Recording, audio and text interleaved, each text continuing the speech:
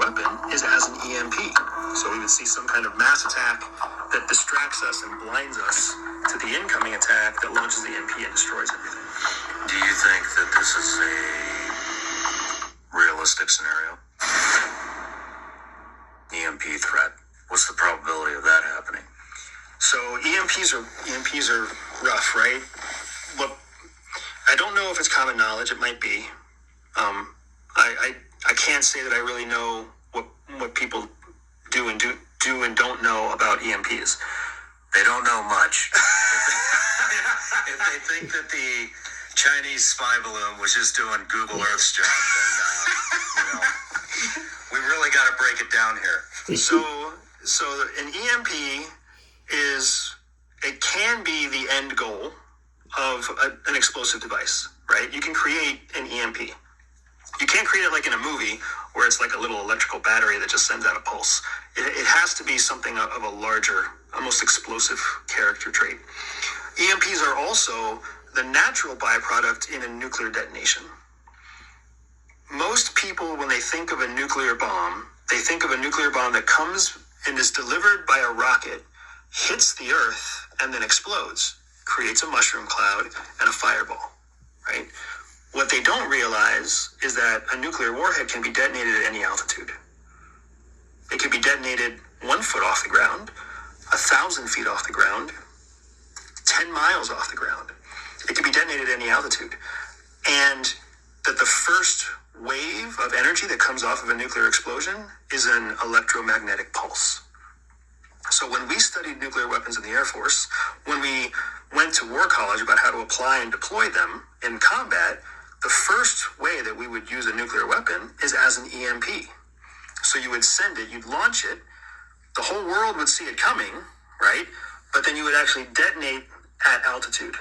And you would detonate at altitude so that it would send a very large, widespread, conical EMP that would short the fuses and communication devices of everything within its reach, right? So 2 miles off the ground, you might be able to neutralize 15 square miles of landmass, right? 4 miles off the ground, you could neutralize 50 miles of landmass. So are these accurate numbers? They're rough numbers. There's an exponential benefit to how far you can neutralize based on the altitude above ground, right? What's the widest area that a EMP, a capability that you know of?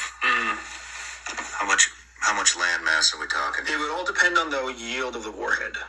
So I don't remember how big our largest warheads are. That number might be classified still for all I know. But if you were to detonate a large warhead at a high altitude, you would have a huge EMP. You also have to keep in mind that the intensity of the EMP is also correlated to how far the devices are from the explosion. So something with shielding might survive the EMP. Something with no shielding might not survive an EMP blast that's done in the atmosphere. You know what I mean?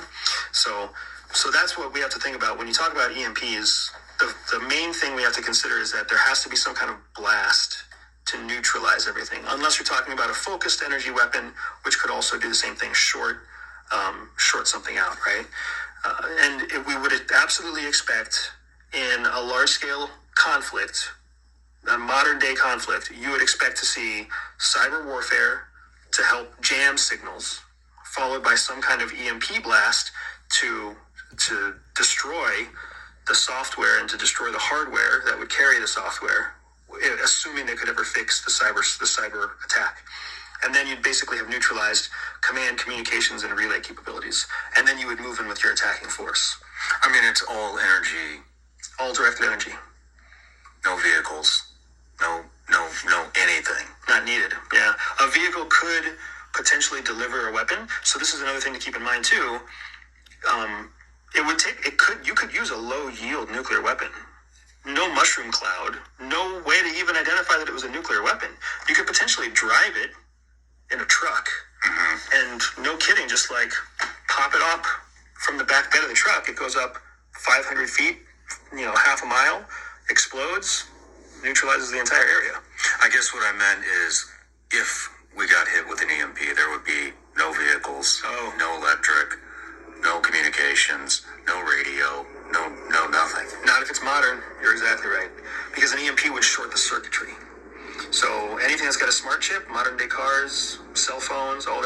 neutralized. Your old school Chevelle should still be good to go, but your Tesla would not go anywhere. It'd be a brick, right? So if you watch Skinwalker Ranch, you'll see the UAPs up in the sky using directed energy weapons, electromagnetic pulses, I believe, to destroy all their scientific equipment. Whenever they're trying to collect data on various things, this UAP appears in the sky many times, and then all their equipment fails. So not only can they use nuclear warheads and weapons to create an EMP pulse, but they have directed energy weapons that can do very similar things without a nuclear warhead.